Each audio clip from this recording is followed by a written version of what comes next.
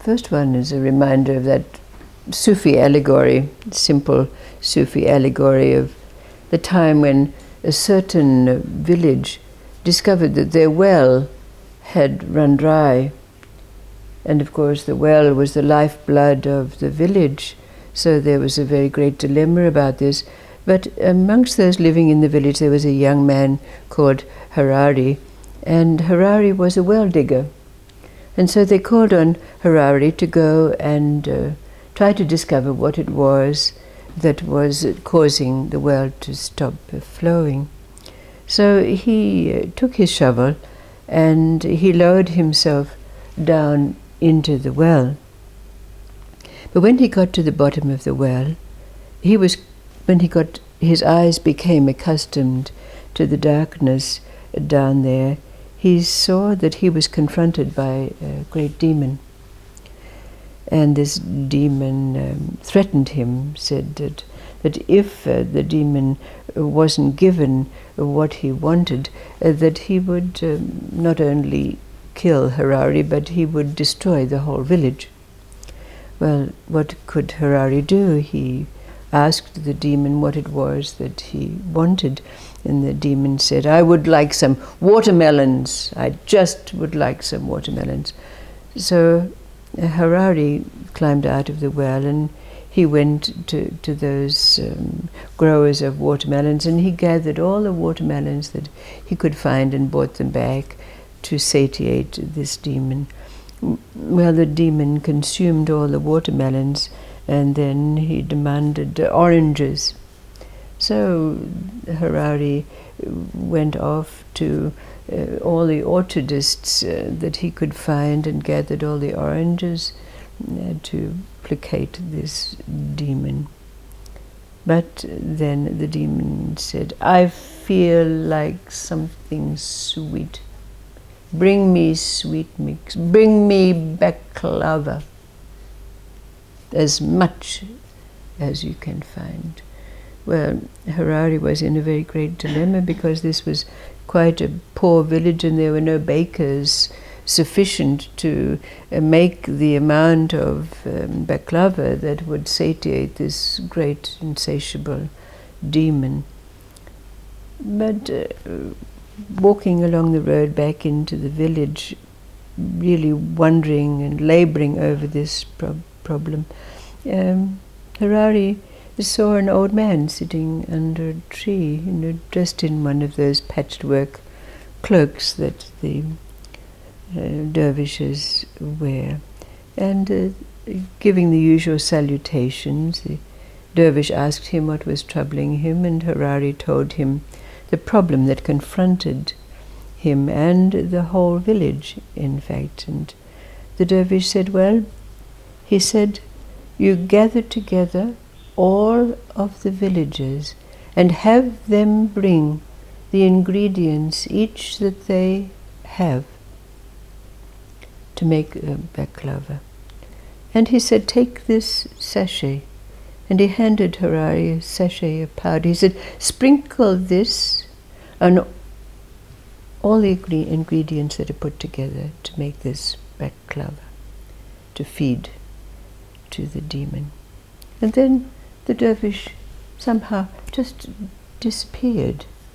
So Harari went to the village and he gathered together all of those who lived there to contribute whatever ingredients they had. And of course there were those who had flour and those who had honey, those who had nuts and sesame seeds. So the whole village came together to make a great quantity of baklava, and all the ingredients were sprinkled with the contents of that which the dervish had provided. So when the baklava was finished and it was brought to the well and put down the well, as Harari watched, an amazing thing happened. First of all, smoke started to rise out of the well. And then, with a great roaring sound, the demon began to appear, and it swelled and swelled and swelled and expanded and expanded and expanded until suddenly there was a huge explosion, or so it seemed, that could be heard and experienced by all the villagers. And of course, all of them wondered what on earth had happened. But it was plain to see by Harari that the demon had disappeared. And then when he looked in the well again filled up with pure, clear water. And Harari danced into town, telling the villagers, "It's flowing, the water is flowing, the demon is gone." And then there's another Siddha story, simple story, about a very poor man by the name of Godara. Now Godara made his living by going into the forest and gathering in a net all the little songbirds that he could find, and he would take them into the village and he would sell them. He was ashamed of this occupation, but that's all he knew. But one day, when he was going into the town to beg food and carrying with him the net in which he had all his little captured birds, he happened to meet a yogin. That yogin said, "What is this shameful activity that you catch these small songbirds to make a living? Don't you know that this is karma that will lead you into suffering in lives that are to come?"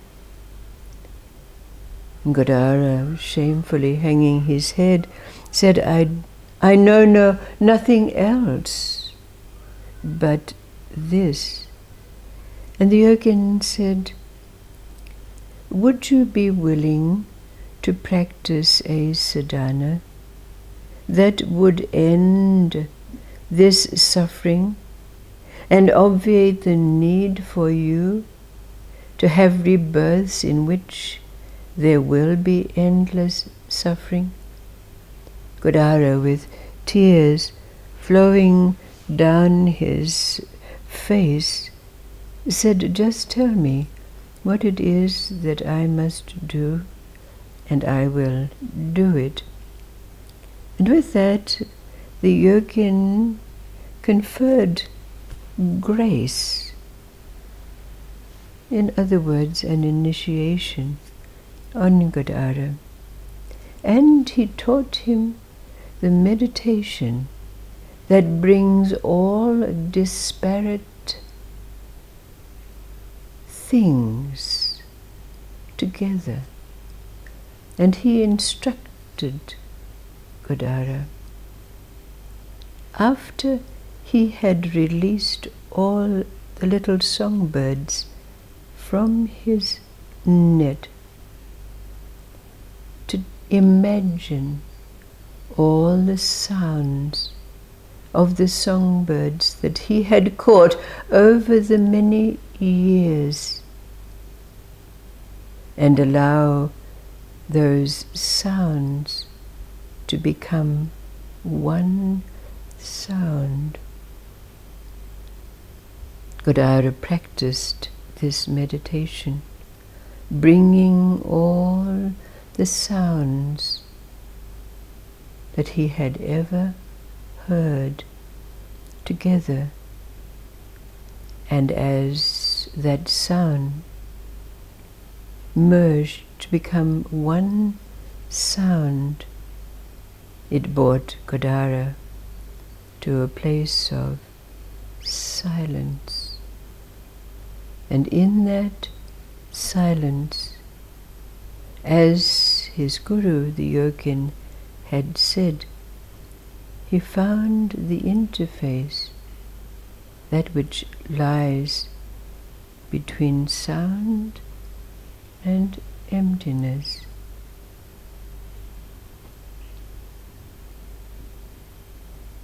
Kodara, in this state, after 9 years, became a great teacher.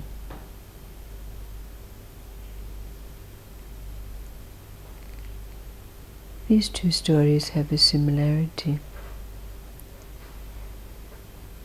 We know, just as you say, this place is like the place where the two sides of the coin meet. How do we enter that place where there's no longer two sides to that coin? Whatever way we describe it, sound and absence of sound, form and formlessness. What is this place? Arriving at this interface, as we do, as you describe so graphically, a poignant place. Do we find ourselves flipping from one side to the other? No longer, is it? So, what is it? Having traversed this path, where we have arrived at a place where, in our minds, we've been able to reach that level where we can bring all experiences, no matter whether they were previously called good or bad, into one place, with whatever words. That's God's business, or that's God's doing, or whatever it is that our mind was able to unify. Do you see what's being said? But what is that place now where the mind, having that capability, being able to bring everything to one-pointedness, not even with the need of an affirmation anymore, just naturally to bring all things into this one place, we still have this dilemma, the two sides.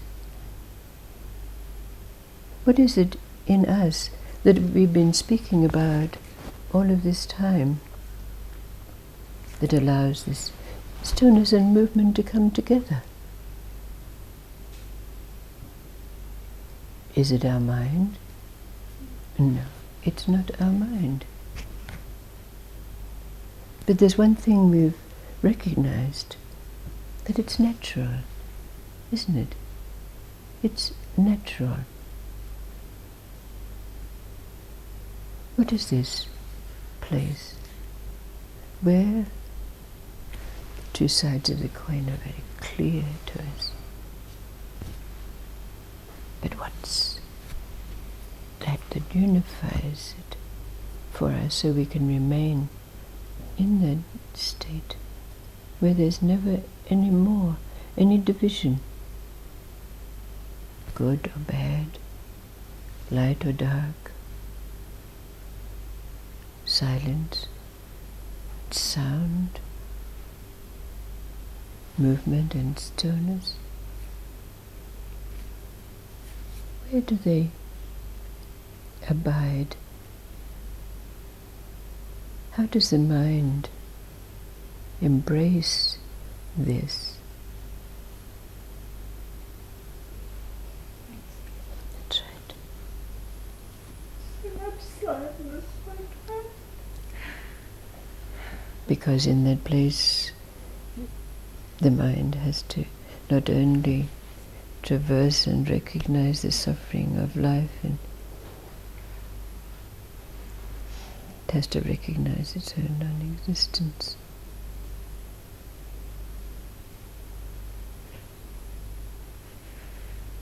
But can you go back? Can you go back? Cannot.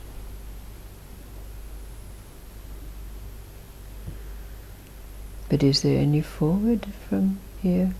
I don't know. There's not, is there? But we do recognize we're in that place, isn't it? So I'll just ask you a question. Can you any longer make real what is not real?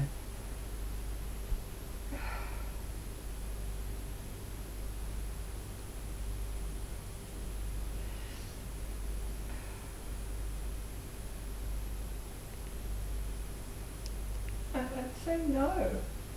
And I don't, but it doesn't seem logical to me to say no in a way, because So it's not a question, is it? no, It's an absolute statement that we have to recognize. That's all.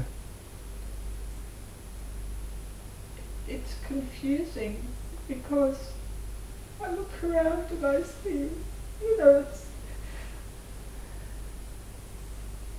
we can say it's not real, and yet you see so much suffering Okay, that's there. And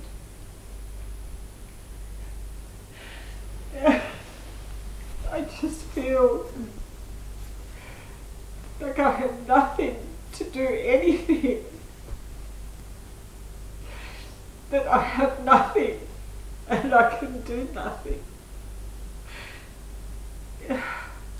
And yet I know that's not right in a way, and yet that's just where that it's like trying to grab air. exactly.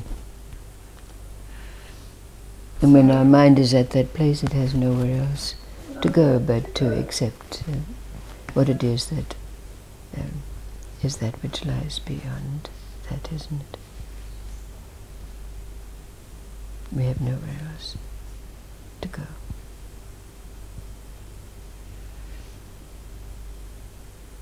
And it's a physical thing. Absolutely, It's it a is. physical thing. It's I think, what's going on here? Sometimes out of the blue, there's this.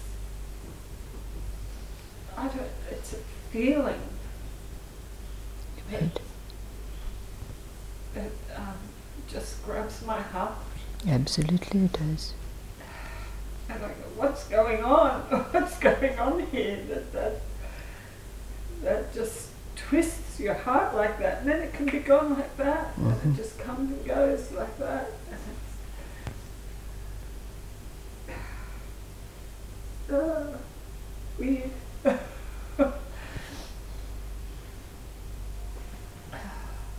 But it's inevitable, isn't it? Yes, yes. For all of us.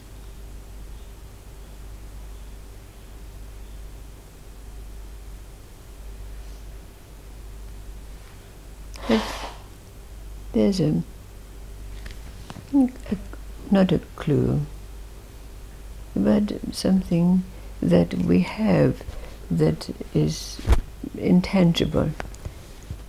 But why do we say God with form and God without form? And using God as this unifying name. And to arrive at this place where there's no God, any possibility of creating any kind of entity out of this name is no longer possible for us. What are we left with? The recognition that this is it, where we give it that name, when you point it to yourself. Here, isn't it?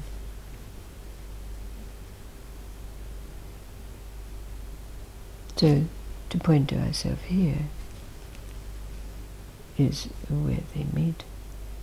So, very often it's said to others, you have to make God real. When we don't have a mind, how do we do that?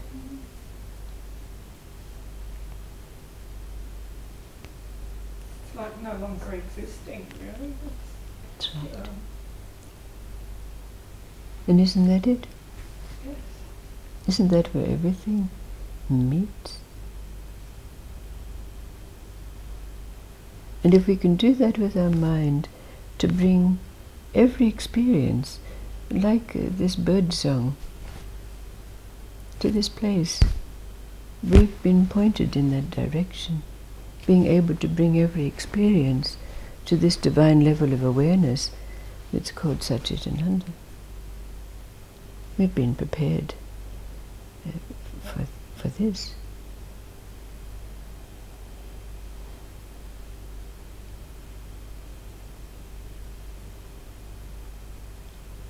So, what is it that we do?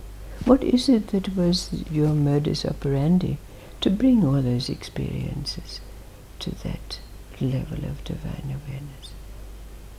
Meditation, affirmations?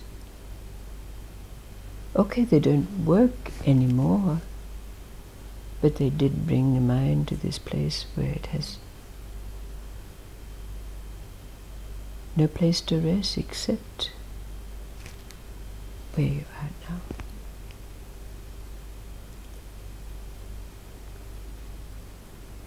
So what comes